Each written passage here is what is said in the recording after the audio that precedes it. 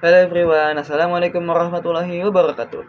Let me introduce myself. My name is Davadius Reputra from class 19.1A from 3TX, Universitas Bina Sarana Informatika Cibitung. My student number is 1925037 So today, I am going to do my project 1 for the English subject, which is my opinion about our new president, Mr. Prabowo Subianto. Alright, let's get started. First, let's see a little bit of information about this topic. President Prabowo Subianto was officially inaugurated as the President of Indonesia in 2024 after the general election that was held on 40 February 2024. He won against other presidential candidates such as Anies Baswedan and Ganjar Pranowo. After his victory, Mr. Prabowo was officially inaugurated as the 8th President of the Republic of Indonesia by Presiden Joko Widodo on 20 October 2024. Now, before we go further, let's talk about what he promised when he ran for the president. Here are some of his main promises.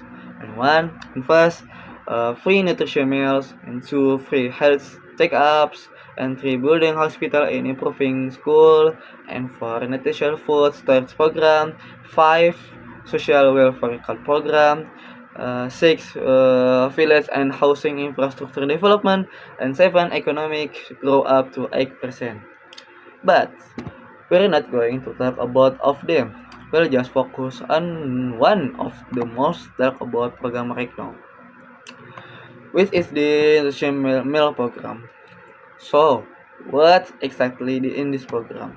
The Free Nutrition Meal program is a plan designed by President Prabowo Subianto. This program provides nutritious food for students across Indonesia, from elementary, junior high to senior high school and vocational school. However, in practice, this program has faced a lot of pros and cons. Let's talk about the pros first. Many people support this program because it's seen as an important step to improve the intelligence and health of Indonesian children. We all know that nutrition food is super important for children's growth and intelligence because nutrition really affects how their brain develops. But on the other side, this program also broke some controversy because there have been a few mass food poisoning incidents during its implementation. Because of that, some people think this program is fair. In my opinion, this program is actually really good because nutritious food is very important for Indonesian children. But there are still something that needs to be paid attention to so that this program can run smoothly, like the supervision of the ingredient selection, food processing, and distribution until the food actually reaches the student. If those things are we handle, I'm sure this program will work effectively. Now, let's move to the main topic. What my opinion about President Prabowo Subianto himself? Well, honestly, I've admired President Prabowo for quite a long time. I've known him since the 2040 president election when he ran with Mr. Hatta Rajasa, then again in 2019 with Mr. Sandiaga Salahuddin Uno, and finally in 2024 with Mr. Gibran Raka Buming Raka. I admire him because in my eyes, he's a really cool person, a military general who truly wants to lead this country. I mean, who would admire that kind of leader, right? But after he officially became president, there have been some things that made me kind of lose a bit of admiration. There are a few situations that made the country feel a bit hit, like the policy I mentioned earlier and also a recent DPR demonstration that got quite tense. Of course, those things caused a lot of controversy. Still, on other hand, I think most of President Prabowo policy are actually good, but they just need time, and he has to face a lot of challenge ahead. especially when it comes to the honesty and integrity of the people working under him, which I personally still doubt a bit. If although problems can be handled properly, I truly believe Indonesia will become a great advanced and visionary country, even one that other nations can look up to. All it needs is time and consistency. Alright, I think that's all for my topic today. Once again, I want to say that everything I said here is just my personal opinion, and there's no information from anyone else. This video is made purely for my English subject project and also as a learning experience for me and education insight for everyone watching. This project is dedicated to Miss Ois Mainawati Dr. MPD. Thank you so much for watching. I am Dava Dusra Putra. Wassalamualaikum warahmatullahi wabarakatuh. Halo everyone, Assalamualaikum warahmatullahi wabarakatuh. Kembali lagi dengan saya Dava Dwi Surya Putra. And this time I want to discuss some material, so stay tuned until the end. First, let me introduce myself. My name is Dava Dwi Surya Putra. My study number is 194250371. My prodi is Sistem Informasi and my class on 19.1A.38. My campus is UBSI Cibitung and my lecturer name is Miss Ois Mainawati Dr. MPD. Next, let's start the material. Kali ini saya akan membahas tentang simple present. And here I will explain what simple present is and how it works. What is simple present? The question is the start of our material. Well, the answer is the simple present tense is a verb tense used to express events that occur regularly or recently, which are usually done in the present time. So what is meant by present? Well, present in the simple present tense means the current time, while simple means straightforward and tense refers to the form of a verb according to the time period it is used. When is the present tense used? The present tense is used when someone wants to express or inform about an event or general fact that is happening at the present time. The main framework of this sentence is 1 subject, 2 predicate, and 3 complement. But the mandatory ones are only 2, namely the subject and the predicate, because the complements usually adjust according to the context. Jadi yang diwajibkan dalam rumus ini hanyalah subjek dan predikat saja. Komplementer itu tidak wajib. Jika diperlukan maka ia dipakai, namun jika tidak diperlukan dia tidak wajib banget untuk dipakai. Next, what are the function and use of the simple present tense? Apa fungsi dan kegunaan dari simple present?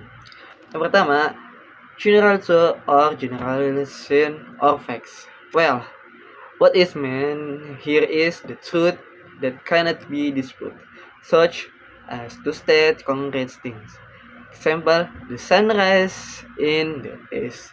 Jadi yang pertama ini hanya untuk membuktikan bukti-bukti atau kalimat-kalimat nyata. Lalu yang two, expressing something that always happen repeatedly. So, besides the function above, the simple present tense is used to show habits or daily activity. Example, I eat rice every day. Saya makan nasi setiap hari. Jadi kegunaan simple present yang kedua ini adalah untuk mengatakan tentang keseharian kita sehari-hari. Gitu. And next, express feeling and emotion. When we are sad or thinking about something, we can also use the simple present tense to express it. Example, feelings, I am so sad to hear the news about him or her. Emotions, I am always grateful to have you is very good. Next, discussing upcoming events. The purpose of this function We can also use the simple present tense to discuss activity or event that are scheduled in the near future. Example, I will leave at 5 o'clock. The next comment or instruction. So what it means is that we can use this to give comments, or it also sounds like giving instruction. Example, answer your assignment. What are the features and characteristics of simple present sentence? Jadi apa aja saja ciri-ciri dan karakter dari simple present ini? First, the first characteristic is using verbs in their base form, infinitive or irregular verbs that are already familiar. Example, I eat rice every day. The word eat is a verb in its base form. Next, using the auxiliary verb do or does for verbal sentence in negative and interrogative forms. Example, he doesn't allow to eat egg because he is having balls. The word doesn't is an auxiliary verb in the negative form for the subject he. And so, do you like eggs? The verb do is used as an auxiliary verb for question. And 3. In the present tense, they are usually timed at verbs such as always, usually, often, seldom, rarely, never, every day, week, month, or year. Example, I always have bread for breakfast every morning. Simple present formula. Apa saja yang formula-formula atau rumus-rumus dari simple present ini? Rumus sederhananya adalah subject tambahkan dengan verb one lalu tambahkan dengan object. Subject itu kita bisa I, they, we, you, he, she, it. I bisa kita gabungkan dengan am, they, we, you kita gabungkan dengan are, he, she, it kita gabungkan dengan is. Oh yeah, the simple present is actually divided into two, namely verbal and nominal. Nah, simple present ini terbagi menjadi dua, yaitu kalimat verbal dan juga kalimat nominal. Nominal simple present tense. How do you work a nominal simple present tense sentence? Let's find all together. Bagaimana cara membuat kalimat nominal simple present? Nominal present tense is the simple present tense in which after the subject it is followed by a noun verb that would commonly known as an auxiliary verb or helping verb or to be. Formula dari nominal simple present tense ini adalah pertama untuk kalimat positif ada subject, to be, and complement. Lalu untuk kalimat negatif ada subject, to be, not, and complement. Lalu untuk kalimat interrogatif ada to be, subject, lalu dengan complement. Lalu untuk contohnya dari nominal simple present tense ini adalah yang kalimat positif I am an international school student. Kalimat negatif she is not an international school student. Dan kalimat interrogatif dari nominal ini adalah is she an international school student. Lanjut kita menuju ke kalimat verbal simple present tense. For how do you make a verbal simple present tense? Let's find out together. Unlike with nominal sentence, in verbal sentence, we do not need to add to be after the subject because the verb serves as the predicate. Jadi bedanya dengan kalimat nominal, untuk kalimat verbal ini tidak perlu menggunakan to be. Dan formula dari kalimat verbal ini untuk kalimat positif, subject, verb one ditambahkan dengan s atau is lalu ditambahkan dengan complement. Lalu untuk kalimat negatif, subject, do atau does ditambahkan dengan not, ditambahkan dengan verb 1 dan juga ditambahkan dengan complement. Lalu untuk kalimat interrogatif, do atau does ditambahkan dengan subject, ditambahkan dengan verb 1 lalu ditambahkan dengan complement. Penerapan pola kalimat dari simple present. Pertama untuk kalimat positif, I live in Jakarta. Saya tinggal di Jakarta. Lalu untuk kalimat negatif, I don't live in Bandung. Saya tidak tinggal di Bandung. She doesn't live in Bandung. Dia tidak tinggal di Bandung. dan dianya itu untuk perempuan karena kita menggunakan she. Lalu untuk kalimat interrogatif kita ada dialog sedikit. Do I work? Jawabannya adalah yes, I do. Lalu jika kita menggunakan does he work? Lalu kita menjawabkan dengan juga does juga, yaitu yes, he does.